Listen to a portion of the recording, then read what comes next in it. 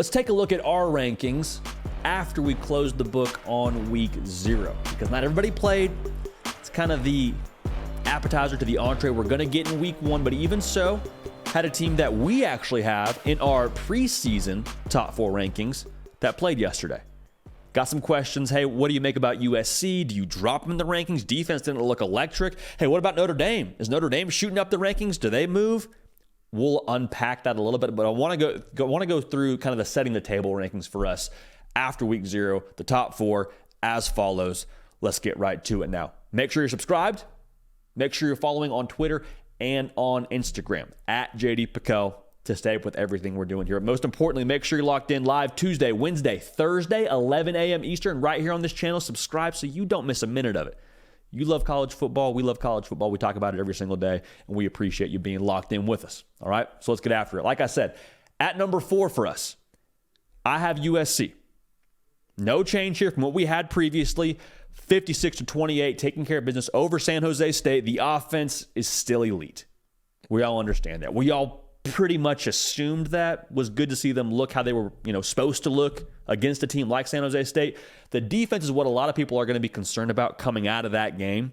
And I understand that. I don't think that's inappropriate, but I also think that we need to maybe understand it was week 0 and kind of let it mesh. So we'll talk more about USC in just a minute. We'll unpack what they did yesterday and what Notre Dame did. But for us, USC still at number 4.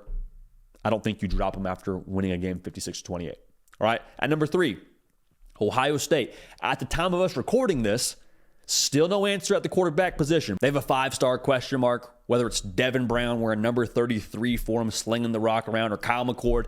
You feel pretty good about whoever Ryan Day ends up picking there, especially based on his track record. They are built to compete for all the marbles. I understand they haven't beat Michigan the last 2 years. I understand they lost to Georgia last year. But the way this roster is constructed, if they get it right at quarterback with how they could get it right, with the level of talent in that quarterback room, I love what they have on defense from a personnel standpoint. I love they're going into the second year under Jim Knowles on that defense. I love JT Tuimoloau. I love Jack Sawyer. I love Jahad Carter, the transfer they got, playing safety for them. There's a lot of pieces now defensively for Ohio State to really make some noise on the defensive side of the ball. And then offensively, they have more weapons than a military base. You got Marvin Harrison Jr., who's the best, probably non-quarterback player in college football. Him and Brock Bowers, a real conversation. You got an elite backfield, Travion Henderson, Mine Williams. Bottom line, the offense, as long as you have a quarterback there that can drive that Ferrari, you're going to be set up for success. So they play at Indiana for their first game of the season. I'm curious to see how they handle this quarterback situation going forward. So that should be a lot of fun to watch. At number 2, you got Michigan. There is no guessing with them. You got ECU the first game of the year. They should handle business.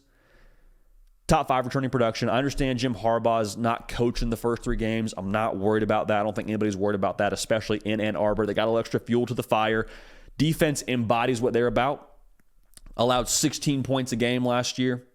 They bring back a lot of those cats like I was just talking about. They're going to run the football. They're going to be physical. Best backfield in the country. Blake Corum, Donovan Edwards, back for more from what they had last year. And the question is going to be around J.J. McCarthy and the pass game. Can they be more vertical? Can they be more dynamic? Because if they can knock you out with the run game and the pass game, like we saw them do at the end of last season against Ohio State, Michigan's going to be dangerous. They are coming for all of it this year.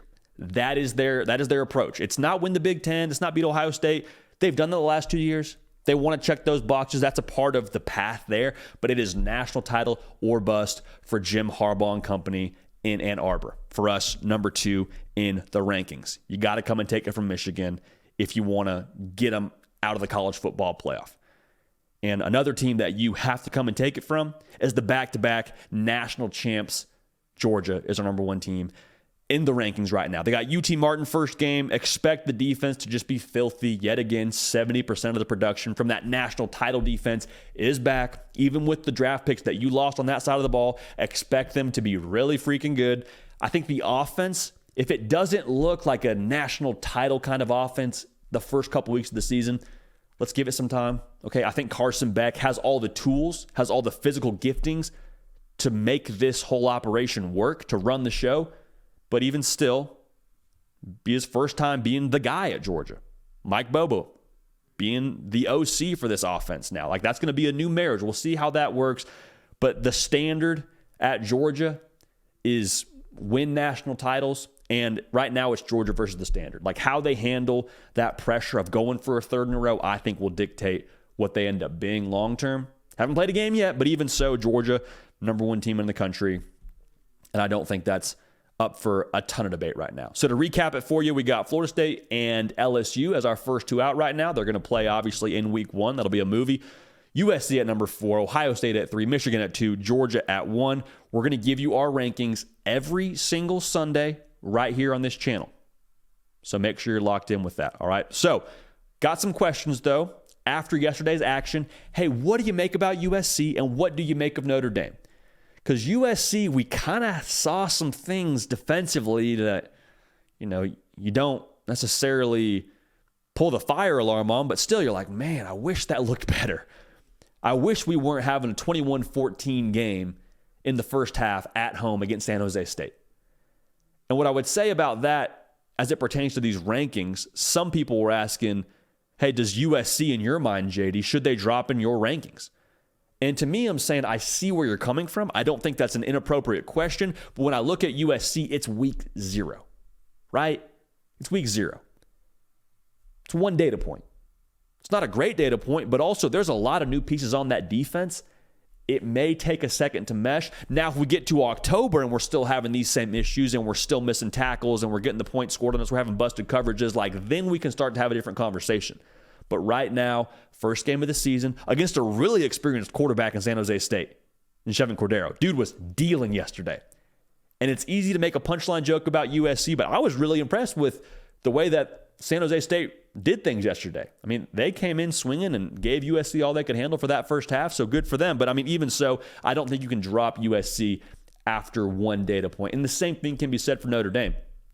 Great data point. Handle business against Navy. Do what you're supposed to do. Sam Hartman, he's dialed in. He looks great with his receiving room. You would never be able to tell that was his first time in that offense with those receivers if you just told somebody that Sam Hartman was the quarterback at Notre Dame and you showed him playing yesterday. They'd say, awesome, how long has he been there? 3 years? It's a 4-year starter there? What's going on? No way to tell that was his first game with that group. So they looked how they're supposed to look. But do you launch them into the top 10? Do you launch them into the top 6? For me, I just think it's a matter of they're going to get their shot. That's the beautiful part for both these teams. It's one data point, and the season's going to tell the story. So we don't want to overreact too much based on what happened in week 0. It's a data point. We're going to get more information, and they didn't lose a game. So for them to look how they looked in the first game of the season, I think you're encouraged by it if you're either fan base. And we're going to get a chance to see what these teams look like going forward. So right now, I think you keep everything where it is. You wait for more information, and they're going to settle on the field, which is the beautiful part about this game. We will see y'all Tuesday, Wednesday, Thursday, 11 a.m. Eastern. Lock it in right here. You love college football. We love college football. It's a beautiful thing that it's back. It's a beautiful thing that we're sitting there last night. It's around midnight, and we have highlights from the day that was in college football. We're so back. We're so back. We love y'all. We appreciate y'all. We're going to keep this party rolling, and we will see y'all next time. Hey, y'all. Thanks so much for watching. Subscribe to the channel here to make sure you don't miss an episode of The Hard Count. Also, be sure to check out other videos on the On3 YouTube channel.